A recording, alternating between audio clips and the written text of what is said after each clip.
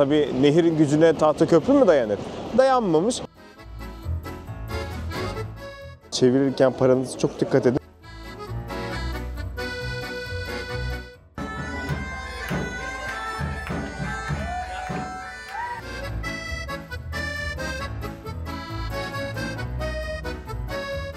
O zaman da Praglılar demişler ki bırakın kalsın. Açılış gibi açılış oldu gerçekten.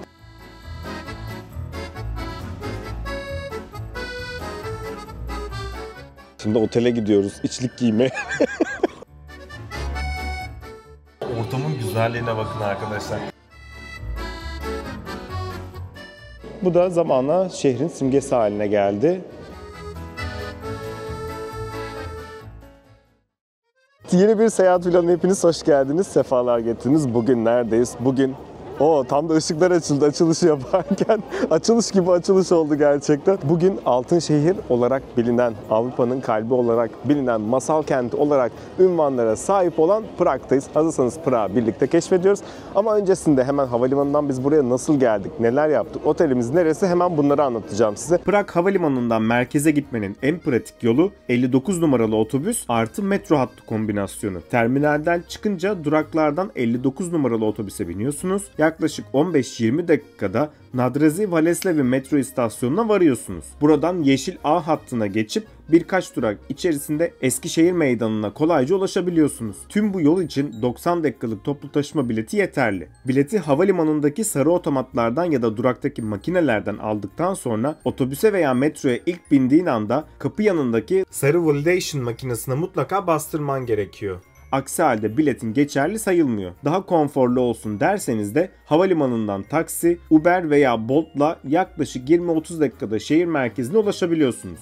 Otelimize de gelecek olursak biz Otel Rococo'da kaldık. Fiyatı da konumu da bence gayet iyiydi. Müstek metro istasyonuna, Old Town'a ve ana tren istasyonuna yürüyerek kolayca gidebileceğimiz oldukça merkezi bir noktadaydı.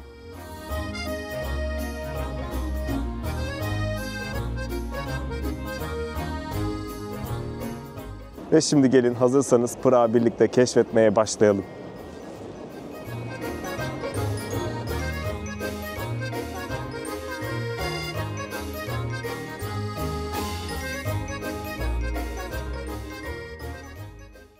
Evet, şimdi Prag bir Avrupa şehri olmasına rağmen ve Avrupa Birliği'ne kayıtlı olmasına rağmen Euro değil, kendi Çek kronunu kullanıyor, kendi parasını kullanıyor. Yalnız burada para bozdururken çok dikkat edin. Herkesin söylediği, dövizcilerde komisyon yok vesaire falan diyorlar ama %12'lere kadar bu komisyonlar çıkıyor. O yüzden çevirirken paranızı çok dikkat edin. Biz Euro getirdik.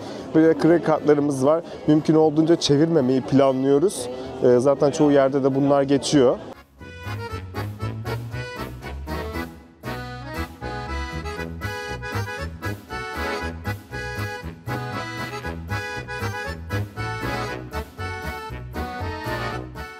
Prag'ın en simge yapılarından bir tanesi olan astronomik saate geldik. Bu dünyada en eski 3 saatten bir tanesi de çalışan tek saatte bu arkamda görmüş olduğunuz astronomik saat. Bu saatin sağ ve sol tarafında iki heykel var. Mandolin tutan heykel Osmanlı'yı, diğer tarafta para kesesi tutan da Yahudileri temsil ediyormuş. Burada anlatılmak istenen de Osmanlı eğlenceye düşkün, Yahudiler paraya düşkün diye. Bir de bu saat için birçok böyle bir hikayeler var ama benim en çok duyduğum hikayeyi anlatayım size. Bu saati yapan adam demiş ki ben bundan çok daha iyi bir saat yapacağım. O yüzden de işte Prag'daki heyet mi artık o zaman yetkilerim ne? Adam tekrardan daha güzel bir saat yapmasın diye adamı kör etmişler. Adam da sinirlenip gelmiş saati bozmuş ve saat yıllar sonra anca yapılabilmiş. Böyle de bir hikayesi var. Saat sadece saati göstermiyor. Ayın, gezegenlerin konumunu da gösteriyor. O yüzden çok özel bir saat. Her saat başı da bakın şu üst tarafta görmüş olduğunuz pencerelerden her saat başında 12 havariler sırayla böyle geçiyorlar.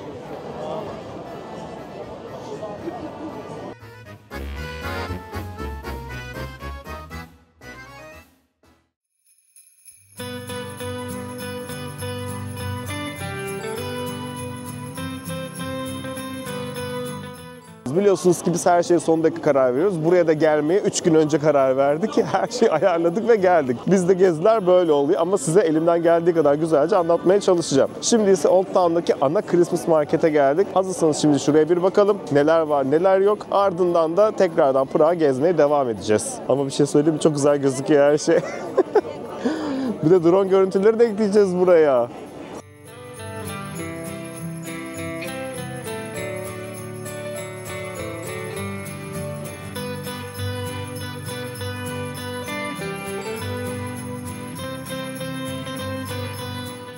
Old Town'daki şu arkamda görmüş olduğunuz Tini Kilisesi. Buranın en meşhur simge yapılarından bir tanesi.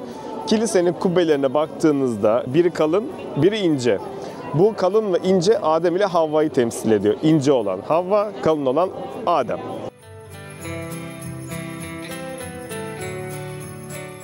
Meydanda kocaman devasa bir yılbaşı ağacı var. Hemen görüyorsunuz. Bu yılbaşı ağacını buraya nasıl kurmuşlar gerçekten hiçbir fikrim yok. Üzerinde milyonlarca ışık var.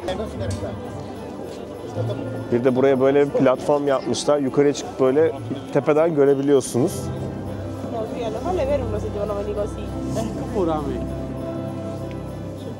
Meydandaki bir diğer önemli nokta bu arkamda görmüş olduğunuz Can Hus heykeli. Orta Çağ'da Vatikan'ın böyle bağnaz kurallarına aykırı hareket ettiği için öldürüyorlar. Praglılar da bunu çok seviyor. Adama sahip çıkıyorlar ve meydanın ortasına da böyle bir heykelini yapıyorlar.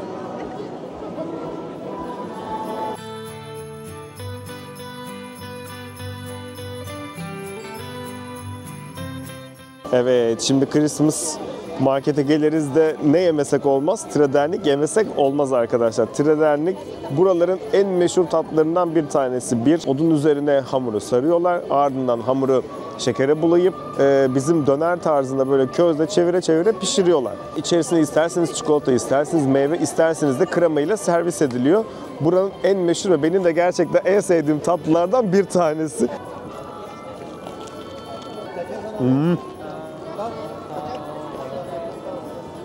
O kadar soğuk dedik ki bir sıcak şarap alalım, şöyle bir içimiz ısınsın. Ay ne güzel. Nasıl mutluyum ama değil mi? Christmas Market'e geldiğim için.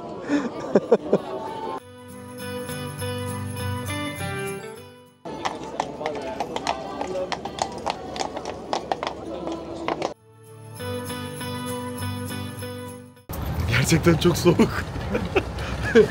Bir anda böyle otele yani çok geç geldik diye hemen laps çıktık İstanbul'dan geldiğimiz gibi. Eldivenleri falan valizde bıraktık. Valizi hiç açmadık bile. Ama yani eldivenimiz olsa iyiymiş. Şu an. Burnum zaten dondu. Hissetmiyorum ucunu. Charles Köprüsü'nden geçip kaleye doğru çıkmayı planlıyoruz. Hızlandırılmış bir Prag turu izliyorsunuz şu an. Yemek yemedik. Dedim ki bir an önce size ben buraları çekeyim. Ondan sonra yemek memek ne varsa artık ondan sonra yer geçeriz diye düşünüyorum.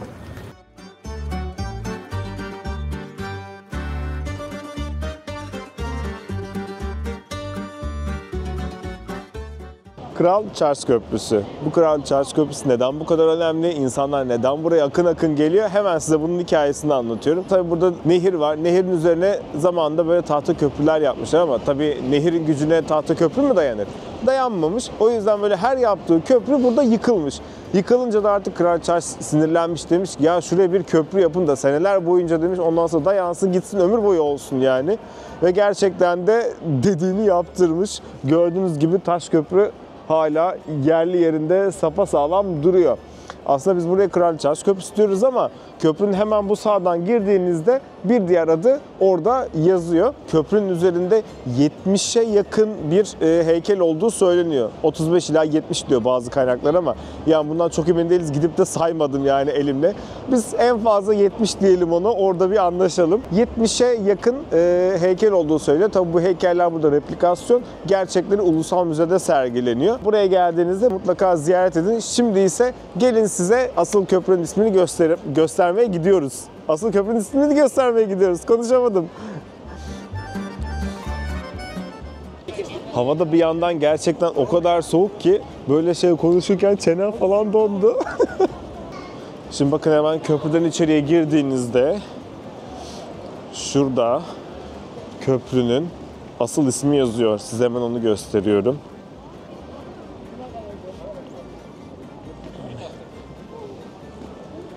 Bakın, Karlı Most. Aslında köprünün ismi bu.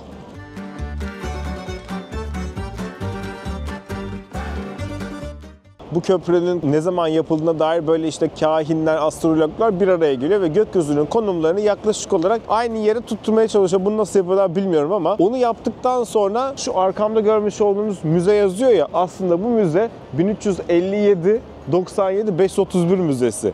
Yani 1357. yıl 9. ay 7. gün ve saat 5.31'de bu köprünün yapıldığını söylemişler. Böyle de bir hikayesi var buranın. Size gelmişken önüne kadar da anlatmak istedim. Şimdi gelin devam ediyoruz.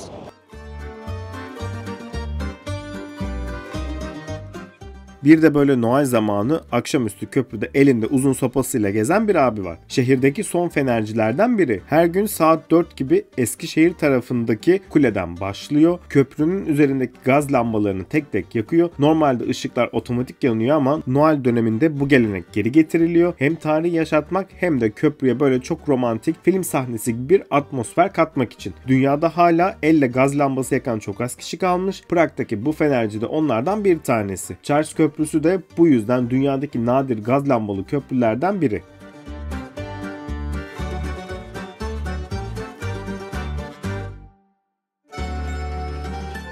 Bana dendi ki kaleye yürüyerek 10-15 dakikada çıkarsınız. Ama bana kimse bu kadar çok merdiven olduğunu söylemediler. Tükendim. Evet, hızlandırılmış Prag turumuza devam ediyoruz arkadaşlar. Şimdi ise kaleye geldik. Kaleye girdiğinizde hemen karşıda şöyle görmüş olduğunuz bir katedral var. St. Vitus Katedrali Prag Kalesi'nin içerisinde Çekya'nın en büyük ve en önemli kiliselerinden bir tanesi. Yapımına 1344'te başlanıyor ve 600 yıl sonra 1929'da ancak tamamen bitirilebiliyor. Gotik mimarinin de en önemli örneklerinden bir tanesi olarak kabul ediliyor. İçeride eski Çek krallarının mezarları var. Taç giyme törenleri de burada yapılıyormuş. O yüzden Çekler için hem dini hem de ulusal bir sembol olarak da kabul ediliyor. Bu katedralde böyle çok spesifik bir nokta var aslında. Herkesin çok fazla bilmediği. Şimdi size onu anlatıyorum. Bakın hemen katedrale döndüğünüzde dışarıya doğru çıkıntılı olan böyle bir suratlar, böyle bir ifadeler görüyorsunuz ya. İşte o ifadeler aslında şeytanı tasvir ediyor. Eski zamanlarda, yani Orta Çağ'da şeytan bir tek ancak kendi görüntüsünden korkuyormuş diye bir rivayet var. Bu katedralin etrafında şeytan gelmesin, buraya şeytan girmesin diyerekten böyle şeytanın kendi görüntüsünü kendilerince katedralin dışına eklemişler ve bu şekilde de böyle bir hikayesi var buranın.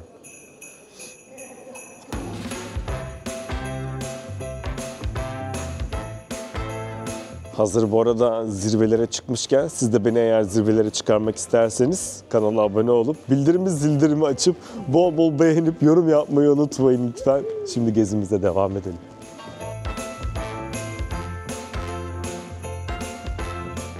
Normalde kareye girmek yaklaşık bir 30 euro. 30 euro veriyorsunuz öyle ama biz şu an hiç para vermedik. Acaba diyoruz ki daha gitmediğimiz başka yerleri falan var. Anlamadık yani, şu an parasız geziyoruz içeriye. Önceki geldiğimizde buraya para vermiştik diye hatırlıyoruz ama şu an para vermedik. Şimdi hemen internetten bir kontrol ettim neden ücretsiz diye. Belli bölgelere bazı zamanlardan sonra ücretsiz olarak şey yapıyorlarmış. Yani şu an biraz akşam olduğu için, aslında çok da akşam değil, bakıyorum hemen saate. Bir saniye.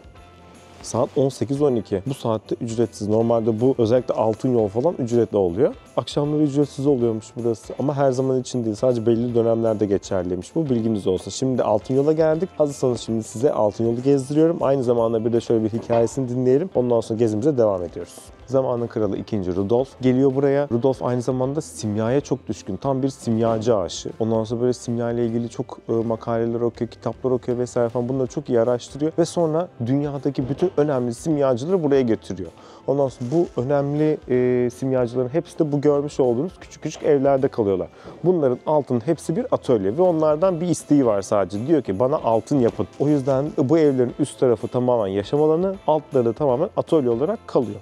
Bana diyor ki altın yap. Tabii simyacılar yapamıyorlar altını vesaire falan derken sonra bu zamanla burası el değiştiriyor. En son olarak artık halka açılıyor, geliyor burada. Halktaki insanlar geliyor, oturuyorlar. O zamanlarda da bir önemli biri var buraya gelen. Kim bu? Kafka. Kafka'nın evi de buradaki 22. numarada. Şimdi orayı görelim. Bakın 22 numara. Burası Kafka'nın bir zamanlar yaşamış olduğu ev. Kafka'nın bu arada Prag'da 4 tane evi var. Bunlardan bir tanesi de burası.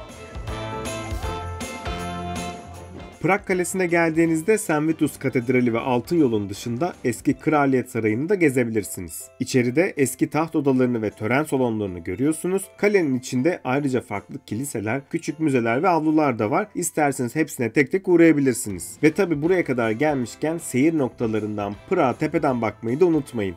Şimdi ise bu evler şu an kapalı ama normalde bazıları kafe, bazıları da böyle hediyelik eşyacı olarak hizmet vermekte.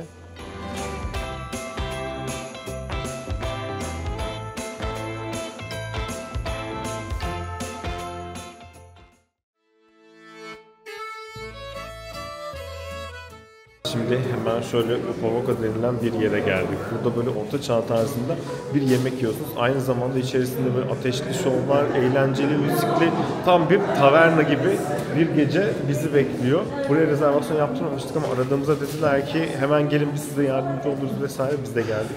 O yüzden şimdi bakalım içerideki deneyimlerimiz nasıl olacak.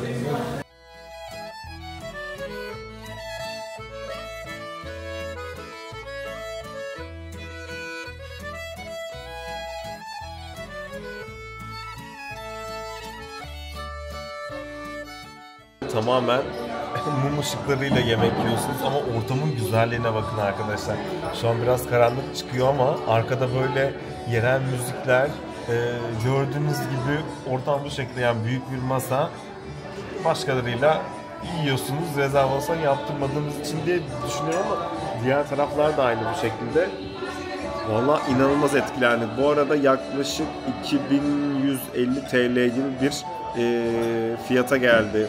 Burası adam başı ama şarabımız var, biramız var, başlangıç tabağımız var, ördek ve hindi etimiz olacak. Yanında böyle değişik aperatifler vesaire falan da var. Yani hem böyle güzel bir yemek yiyebilirsiniz hem de böyle bir deneyimi yaşayabilirsiniz buraya geldiğinizde. Cheers! Cheers! Say check. Nazdravi! Nazdravi! Şu an masada bir Amerikan, bir Alman, bir İngiliz, bir Polonyalı, bir de Yunan var. Ve masa inanılmaz, herkes birbiriyle konuşuyor, herkes birbirine şey yapıyor, inanılmaz tatlı insanlar. Ortam çok güzel, yemekler güzel, yemekleri size gösteremem çünkü gerçekten çok karanlık. Yani tam bir orta çağdayız arkadaşlar. Ne yediğimizi bilmiyoruz ama. Ne yediğimizi bilmiyoruz. Sürekli bir şeyler geliyor ve yiyoruz yani. Ama ne yediğimizi bilmiyoruz. Ara ara böyle şeyler başlıyor. Evet, şu anda da bir müzik şöleni başladı bile.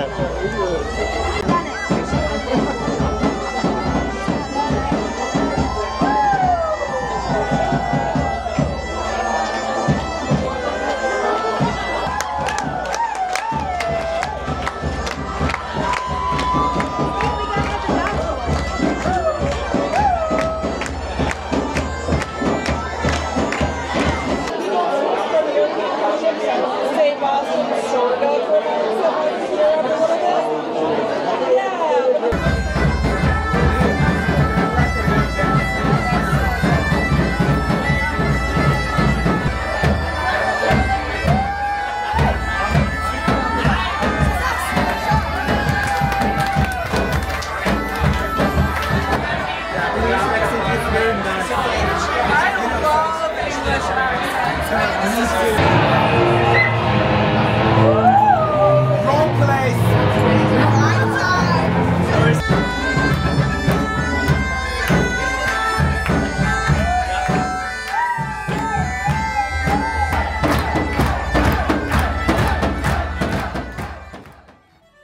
Şimdi o kadar güzel bir eğlenceden kalktık. Gerçekten çok mutlu olduk. Özellikle masamızdaki bir İngiliz ve bir Amerikalı itfaiyeci kızla birlikte o kadar güzel bir gece geçirdik ki gerçekten inanılmaz kafa denkleriydi. Yemeğimiz bitti ama şimdi başka bir yere gidip böyle bir şeyler içmek istedik. Böyle bakalım açık bir yer bulursak hep birlikte bir şey yapacağız. Filming us. We are professional. You have to put in your YouTube, okay? We are special, and you need us in your. We are the followers of your life. Yeah. Follow us. I I don't know. Just kick that down. When me and Jen come to Turkey, I want free everything.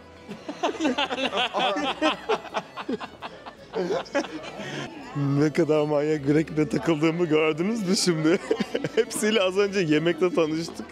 Her şey şeyle başladı, Where are you from'la başladı ve buralara kadar geldi gerçekten. Neyse şimdi Christmas Market'te oraya geldik ama her yer kapanmış ya. Burada her yer erken kapanıyor biraz. O yüzden biraz üzdü bizi.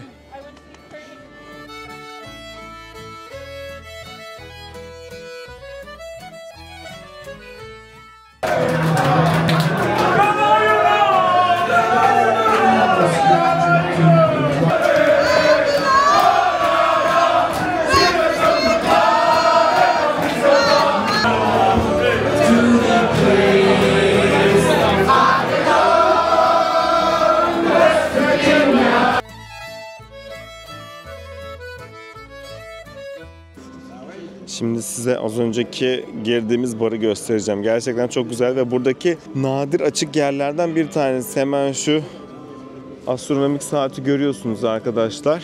Hemen astronomik saatin. Hop geldiniz böyle. Bakın hemen şuradan aşağıya iniyorsunuz. Az önceki indiğimiz bar. İçerisi de güzel. Güzel güzel Guinness'lerinizi de içebilirsiniz. Böylece şimdi otele gidiyoruz. Artık yarın görüşmek üzere. Günaydın, günaydın, günaydın, günaydın. Şimdi kahvaltıya gidiyoruz. Kahvaltı mekanında görüşürüz.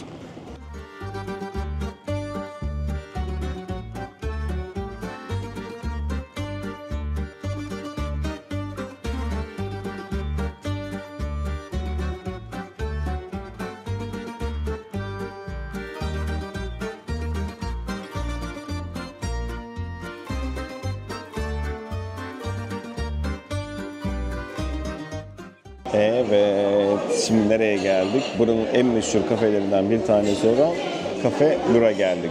Burası neden meşhur? Çünkü zamanında Einstein ve Kafka gibi önemli isimler buralarda otururlarmış, kahvelerini içerlermiş, yemeklerini ve kahvaltılarını yaparlarmış diye söylediler.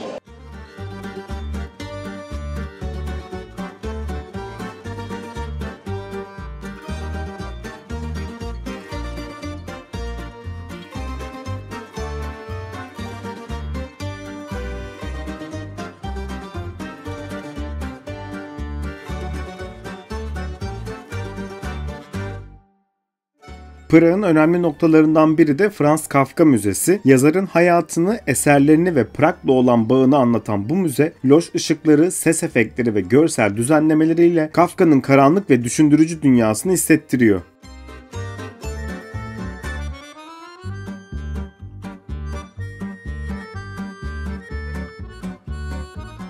Şimdiki durağımız ise Prag'ın meşhur simgelerinden bir tanesi olan Dancing House. Fred ve Ginger adında iki ünlü dansçıya adanmış bu yapılar. İlk yapıldığında Prag halkı demişler ki bizim şehrimize hiç yakışmıyor, böyle bir yapıyı kabul edemeyiz vesaire falan. Ama daha sonra tabii turistler tarafından da çokça sevilince şehrin simge yapılarından biri haline gelmiş ve o zaman da Praglılar demişler ki Prag'ın kalsın.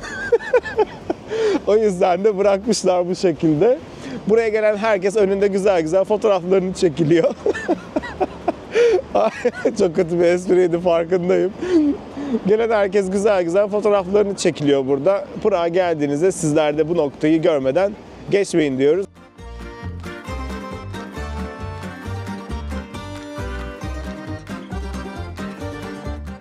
Şurada hemen üst katında gördüğünüz gibi bir tane restoran var. Buranın en pahalı restoranlarından bir tanesi. Ayrıca yukarıya çıkıp şehrin manzarasını da görmek isterseniz o da belli bir ücrete tabi ama ne kadar olduğunu bilmiyorum.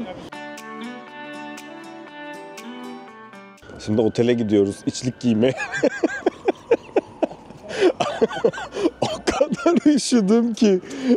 İçimde tişört var, üzerinde tekrardan bir böyle polar bir boğazlı var, üzerinde kabanım var, üzerinde atkım var. Ama yani gel gelelim üşüdük şimdi. Otele gidiyoruz ki hemen bir içlik giyelim.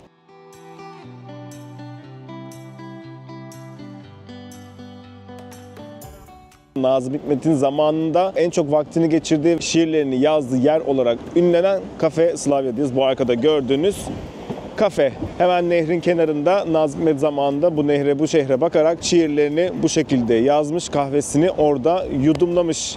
Hazırsanız şimdi gelin biz de burayı birlikte keşfedelim bakalım. Ona bu şiirleri yazdıracak olan o manzarayı hep birlikte görelim.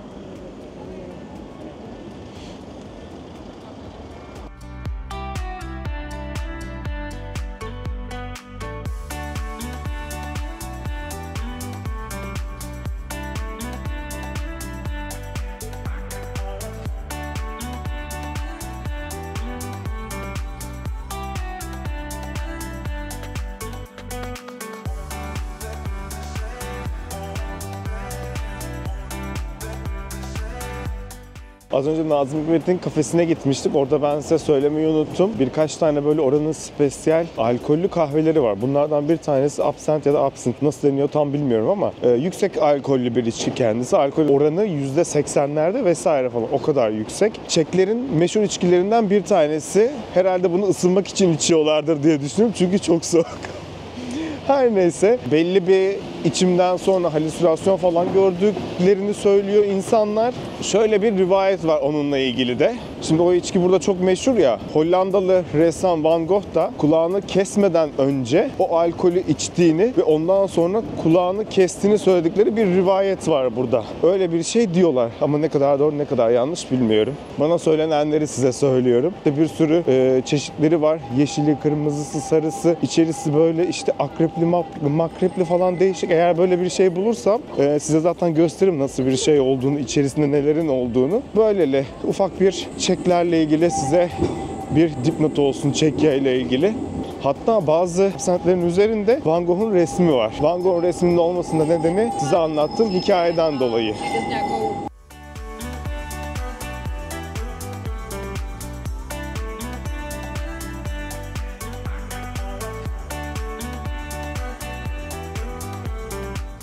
Evet, şimdiki durağımız ise Prag'daki bir diğer meşhur simgelerden bir tanesi Ters At heykeli. 1999 yılında David Cerny provokatif bir amaçla tasarladı. Bu da zamanla şehrin simgesi haline geldi. Nasrettin Hoca gibi biraz da.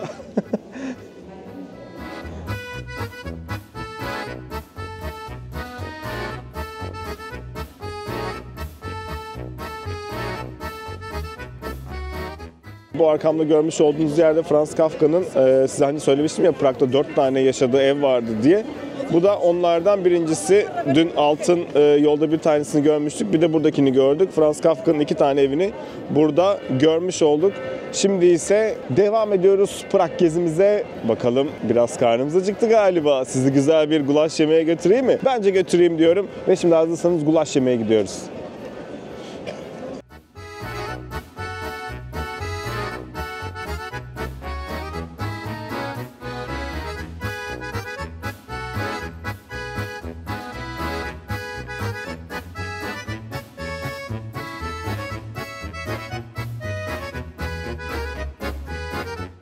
Şimdi restorana geldik, siparişlerimizi verdik. Bir de buraya geldiğinizde içmeniz gereken bir içecek var. Frisco denilen. Bu aslında bir şarap türü ama aromalı bir şarap. Biz bugün elmalısını ve limonlusunu içiyoruz. Ama işte berilisi tarzında bir sürü böyle çeşitleri var. Aynı zamanda şişe olarak da satılıyor. Bir de böyle servis ediyorlar. Geldiğinizde bunu da deneyin. Şimdi ben de ilk defa deneyeceğim sizlerle birlikte. Nasıl tadı biliyor musunuz? Böyle hafif bir prosecco'nun içerisinde sanki elma suyu atmışlar gibi bir tadı var. Bir şey söyleyeyim mi? Böyle akıp gidiyor. Ya farkında olmadan bundan 5-10 bardak falan içersiniz, aman ha dikkatliyim yani. Gulaşımız geldi. Bir de ördek butu söyledik. Butu bacağı artık. Şimdi normalde aslında Macaristan'ın meşhur yemeği gulaş ama burada da çok iyi yapıyorlar. Çok da seviliyor. Macaristan biraz daha fazla baharatlı yapıyor ama Çekler biraz daha böyle az baharatlı yapıyorlar ve sunumları bu şekilde böyle ekmeğin içerisinde oluyor. Şimdi hemen sizlerle birlikte deneyelim. Aslında normal bildiğimiz bir et sote gibi düşünebiliriz bunu. Sadece biraz böyle soslu ve bol yoğun kıvamlı olarak tarif edebilirim size. Yumuşacık bir eti var. Bu arada biz danalı söyledik ama bunu domuzla da yapıyorlar. Aklınızda bulunsun. Onu da deneyebilirsiniz. Üzerine böyle kırmızı soğanla servis etmişler. Sizler de eğer buraya gelirseniz ya da geldiyseniz ve bu videoyu izliyorsanız altına beğenirseniz yorumlarınızı, beğenmezseniz de bırakın. Beğenirseniz de bırakın. Biz gittik beğenmedik şöyle şöyleydi. Ama mekanın atmosferi ve bence şu ana kadar yemekler güzel. Hem görüntü olarak göze hitap ediyor hem de lezzet olarak da damaklarımızda bir bayram yaratıyor. Evet, şimdi ise ördeğimizin tadına bakıyoruz. Yanlış bilmiyorsam bu yanındaki şu beyaz şeyler kinetlik denilen bir ekmek türü burada. Genelde gulaşın yanında servis ediyorlar. Böyle etli yemeklerin yanında servis ediyorlar. Sanırım bu. Yanlış bilmiyorsam. Ama biliyorsanız siz ismini yazarsanız videonun altına sevinirim. Ya sanırım ben ördek eti çok fazla sevmiyorum. Ama et yumuşacık, baharat tam yerinde. Bir tane daha alıyorum ve ardından gulaşımı yemeye devam edeceğim sanırım. Bir friskomuz var, bir gulaşımız var, bir de ördeğimiz var. Bunların hepsine 800 Çek kronu verdik. Yani 1200 TL civarı bir ücret ödedik. Şimdi ise devam ediyoruz.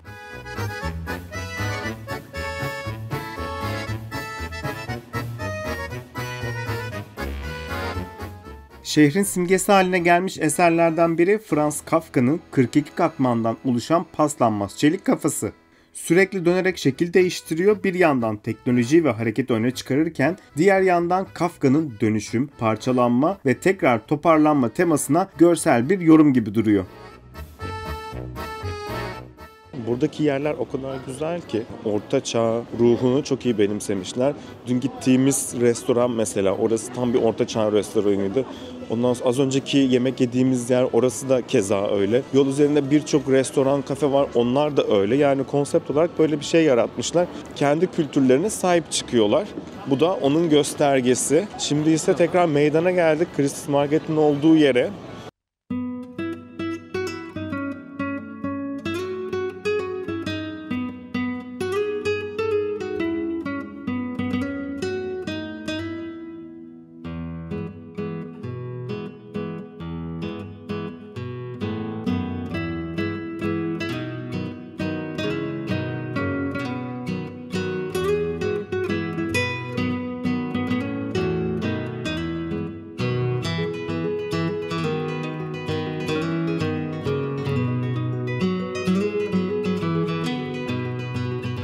Size burayı akşam göstermiştim. Bir de dedim ki bir gündüz halini de göstereyim. Gündüz hali de gerçekten güzel ama tabii gece ışıklarla birlikte çok daha göz alıcı bir hale bürünüyor. Christmas Market burada. Müziğe göre yılbaşı ağacının ışıkları ritim tutuyor.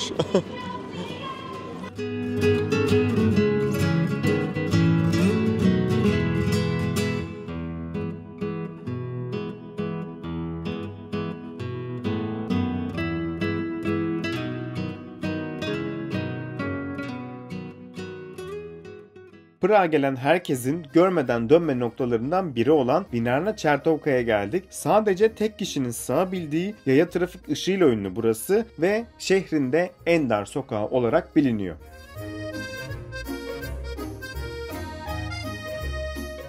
Prag'da gezerken kukla gördük. Kukla görmüşken de hemen size kuklayı anlatayım dedim. Aslında Prag'ın her yerinde görebilirsiniz kuklaları. Çünkü buranın en önemli simgelerinden bir tanesi de kuklaları. Zamanında kukla sanatını ilk destekleyen yer olarak Prag ünlenmiş. O yüzden de kuklalar burası için çok önemli. Kukla sanatı için bir tiyatro kuruluyor ve bunu halk kendi cebinden ekstra para vererek karşılıyor ve kukla sanatı bu şekilde Prag'da ünlenmiş